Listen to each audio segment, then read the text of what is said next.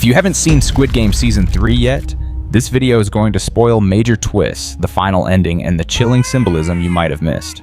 Okay. Who expected this ending? Squid Game Season 3 didn't just deliver a final chapter. It twisted the knife with every single scene. Gi-hun is dead. The winner? A newborn baby. And just when the credits seemed ready to roll, the show dared to show us an American recruiter playing that same creepy slap game on the streets of LA. This season didn't just end. It left us with a message that was too raw to ignore. Today, we're not only recapping that ending in detail, we're unpacking what it really means. Why did Gi-hun have to sacrifice himself? What does that crying baby actually represent? And why is the show hinting at spreading the games all over the world? Get ready. This isn't just a story, it's a mirror held up to our world. Let's talk about that finale.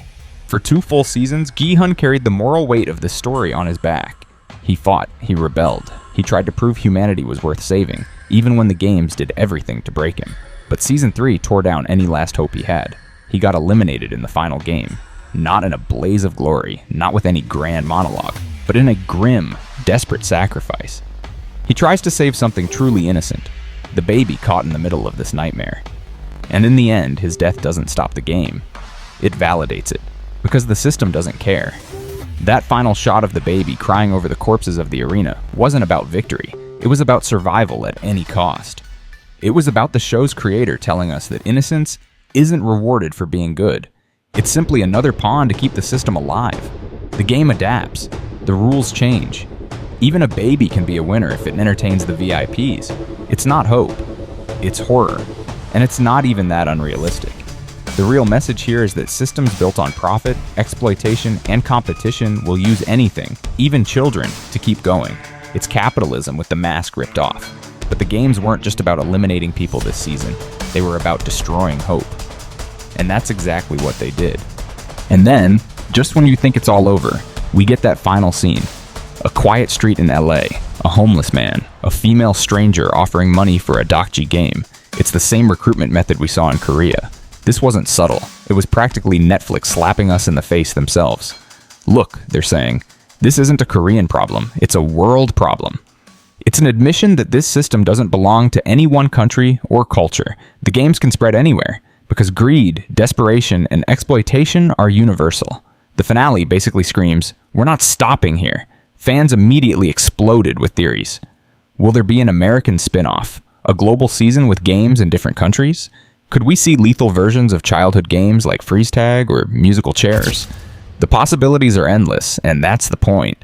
Because the show isn't just teasing more content, it's telling us there's always another game waiting, another market, another group of desperate people willing to sell their souls for a chance at survival. It's capitalism franchised. And we're the audience, just like the VIPs. But while the games were teasing expansion, one character was still fighting to end it for good, Gi-hun. After 2 whole seasons of tracking the games, risking his life, defying death, he finally finds the island. It should have been the moment everything changed. The big reveal, the takedown of the entire operation. Instead, the entire facility explodes. Self-destruct systems, loyal guards, panic, chaos, everything designed to erase evidence and ensure no one ever really knows the truth. Gi-hun doesn't get a victory. He gets ashes and corpses. It's so painfully on brand for the series, because the system knows how to cover its tracks. It knows when to burn itself to the ground to avoid consequences. The island going up in flames isn't just spectacle. It's a message. The game can vanish whenever it wants. The real power lies in making sure no one can prove it ever existed. And Gi-hun? He's left with nothing. No closure, no justice, just more questions about how deep this conspiracy goes. And how many people are willing to keep it alive. It's one of the most haunting images of the entire season. Not the gore, not the bodies, but the silence after the fire. This is where the show pulls no punches. If Season 1 was subtle social commentary, Season 3 is a sledgehammer to the face. Work, survival, life itself. It's all a game you're forced to play, and the rules aren't fair. They change whenever the people in charge decide it suits them better. A baby winning the games isn't hope. It's the ultimate cruelty. It's the game saying, but even innocence can be used. Even purity can be twisted. Gi-hun's sacrifice wasn't noble. It was a warning. You can fight the system. You can rage against it. But in the end, it will use your own morality against you. It will make you complicit in its violence. Even the VIPs watching weren't shocked by the baby. They loved it, because the more twisted the show, the better the entertainment. Sound familiar? It's the same principle that makes us watch real-life tragedies unfold in news cycles, in the media, in true crime. We're all the VIPs in some way, consuming human suffering as entertainment, even if we pretend we're better than that. The finale didn't just break the fourth wall. It smashed it with a mallet and asked us to look at ourselves. Of course, not everyone loved it. Within hours of the release, the internet was at war. Some viewers praised the ending as a brutal, unflinching masterpiece. They said it refused to sugarcoat its message and dared to leave us feeling uncomfortable. They saw the baby's victory and Gi-hun's sacrifice as the only honest way this story could end. But others weren't buying it. Critics argued that it traded the tight, focused social critique of Season 1 for gore and spectacle. They felt the baby twist was cheap shock value, and the LA recruiter scene was simply a setup for an American spin-off. Even the creator, Hwang Dong-hyuk, has alluded in interviews that expanding the games beyond Korea is part of the commentary itself, a way of showing how the same exploitative systems can spread anywhere, feeding on desperation and greed no matter where you are. That idea hit hard for some viewers who saw it as a clever reflection of global competition. Others felt it risked diluting the original message. It led to some of the most heated online debates the fandom has seen. Is Squid Game still brilliant social satire? Or is it losing the very thing that made it special? It's a question without an easy answer, and maybe that's the point. But even with all the shock, gore, and gut punches, Squid Game Season 3 didn't answer everything. In fact, it deliberately left us with even more questions than before. What really happens to Gi-hun after the island explodes? He dedicated 2 whole seasons to tracking down the truth about the games, only to watch everything burn. Does he walk away broken and defeated, or does he find another way to expose what's left of the organization? The show doesn't tell us. It leaves him stranded, haunted by everything he's seen. And then there's the front man. Is he truly gone? The explosion seemed to wipe out the entire island, but this is Squid Game. We've seen fake deaths and last-minute escapes before. The front man was always the cold, calculating embodiment of what the game stood for. Killing him off-screen feels too easy. It's just as likely he planned for this outcome, erasing evidence and moving operations somewhere even harder to find. Gi-hun's daughter is another hanging thread. She's now in America, technically set to inherit her father's prize money, but that money is bloodstained, earned through death, betrayal, and horror. What does she do with it? Does she even know what it cost? The show gives us glimpses but no closure, and most chillingly, the system itself remains intact. The games were designed to be flexible, not but adaptable. When one location is exposed, another can take its place. When the rules stop working, they change them. The final season didn't end with the destruction of the games. It ended with proof that the games can't be destroyed at all. And that leads us straight to the biggest question of all. If the games can spread anywhere, what will they look like next? Let's talk about that final LA scene again, because it wasn't just a cool Easter egg. It was a promise that the games aren't over. Imagine for a second what an American version of Squid Game might look like. The same twisted idea of turning childhood games into crime scenes, but with local flavor. Freeze tag, dodgeball, musical chairs, the list goes on. And that's exactly what the creators seem to want us to imagine, because it's not about Korea anymore. It's about how this system can adapt to any culture, any tradition, any economy. The games are a metaphor for a world that pits the poor against each other for scraps while the rich watch for fun. That metaphor doesn't stop at one country's border. Hwang Dong-hyuk has even suggested in interviews that expanding the games globally is part of the entire point. It's a way of showing how greed and exploitation don't belong to any one nation. They're universal human failings. That LA recruiter wasn't just offering a new player a chance at money. She was inviting us to see how far this nightmare can spread. And let's be real, Netflix knows this too.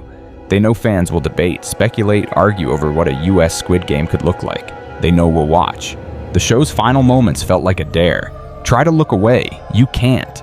It's brilliant marketing, but it's also thematically perfect. The game always finds new players, and so does the show. So where does that leave us? Squid Game Season 3 didn't just close a chapter. It tore the entire book apart. It gets rid of its main character.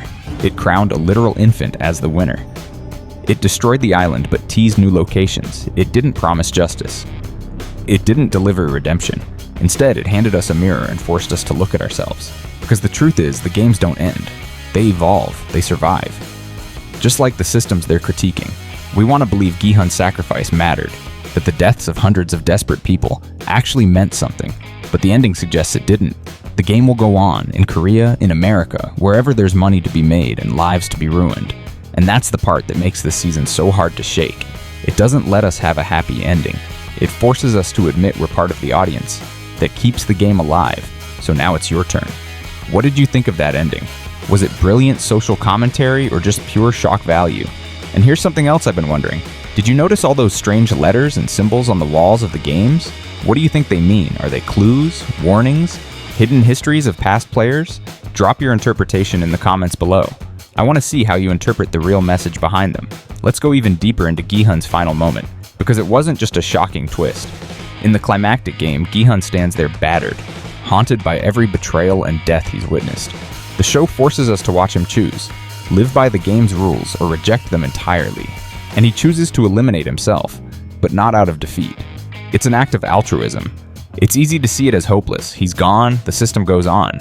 But Hwang Dong-hyuk, the show's creator, said in interviews that this is precisely the point. Gi-hun sacrifices himself to prove there is another way, even if it costs everything. And his final words say it all, or rather they don't. We are not horses, we are humans, and humans are... He never finishes the line. Hwang deliberately wrote it that way to make us fill in the blank. He wanted viewers to ask themselves what makes us human when everything around us demands we act like animals competing for survival. Is it compassion? Sacrifice? Solidarity? It's an unfinished sentence that forces us to finish it ourselves. That moment lands like a punch to the chest. It's not tidy. It's not heroic in the traditional sense. It's morally complicated, brutally sad, but unmistakably human. Originally, the showrunners considered giving Gi-hun a happy ending, reuniting with his daughter in the US. But they scrapped it because it would have felt dishonest.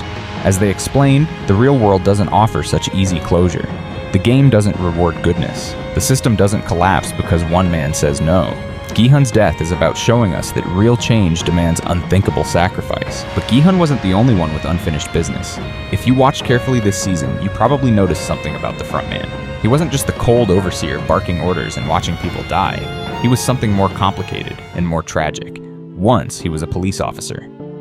Someone who believed in justice. His transformation into the frontman is one of the most chilling arcs in the series. He's the embodiment of someone who tried to fight the system only to become the system itself, and it's not over. Actor Lee Byung-hun, who plays the frontman, actually went on The Tonight Show with Jimmy Fallon and openly hinted at the possibility of a spin-off focused on his character. He laughed, but didn't deny it. In fact, he suggested it was a possibility and said he'd be fascinated to explore how a man could change so completely, from cop to executioner. Can you imagine what that show would even look like? And it would offer a disturbing parallel to Gi-hun, because Gi-hun spent 3 seasons fighting not to become like the frontman. What if in a spin-off we see the exact moment someone else gave up that fight? It's the kind of storytelling hook that keeps viewers up at night. And Netflix knows it. They planted seeds for that possibility all throughout season 3. The cryptic glances, the hushed conversations, the strange sympathy he sometimes shows for the players. He's not a monster by nature. He's a monster by choice. A choice he wants us to understand. So what do you think Gi-hun meant when he said, humans are... Why did he have to sacrifice himself? And what about those cryptic symbols and letters all over the walls? Are they clues? Warnings? Messages from past players? Drop your comments below. I want to hear them all. If you enjoyed this deep dive, hit like and subscribe for more analyses and breakdowns.